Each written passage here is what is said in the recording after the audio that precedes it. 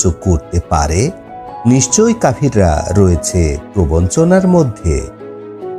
আল্লাহ তাআলা যদি তার জীবন সামগ্রী স্থগিত করেন, তবে তোমাদের এমন বাহিনী আছে যারা তোমাদেরকে জীবন সামগ্রী দান করবে। তারা সত্যত্যাগ এবং অবাধ্যতার গভীরে চলে গেছে। যে অধোমুখী হয়ে মুখমণ্ডলের উপর ভর করে চলে, সে কি ভালো চলে? না, যে সোজা হয়ে সরল পথে চলে, সে ভালো চলে। আপনি বলুন, তিনি সেই আল্লাহ যিনি তোমাদেরকে সৃষ্টি করেছেন এবং তোমাদেরকে দান করেছেন শ্রবণ শক্তি, দৃষ্টিশক্তি এবং হৃদয়। তোমরা সামান্যই কৃতজ্ঞতা জ্ঞাপন করো।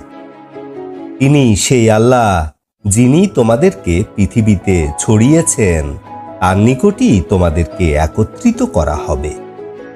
তারা বলে, এই প্রতিশ্রুতি কখন বাস্তবায়িত হবে, যদি তোমরা সত্যবাদী হয়ে থাকো?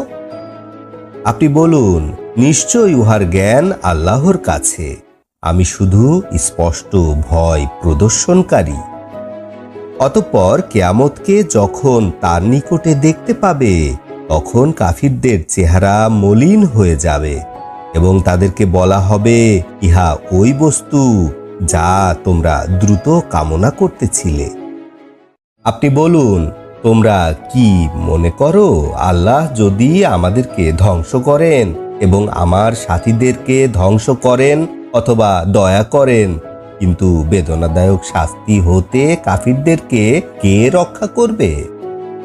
আপনি বলুন, তিনি রহমান, আমরা তার প্রতি বিশ্বাস করেছি, তার উপরে নির্ভর করেছি।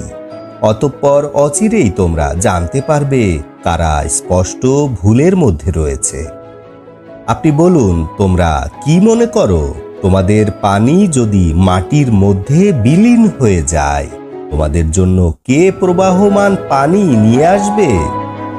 আলহামদুলিল্লাহ রাব্বিল আলামিন।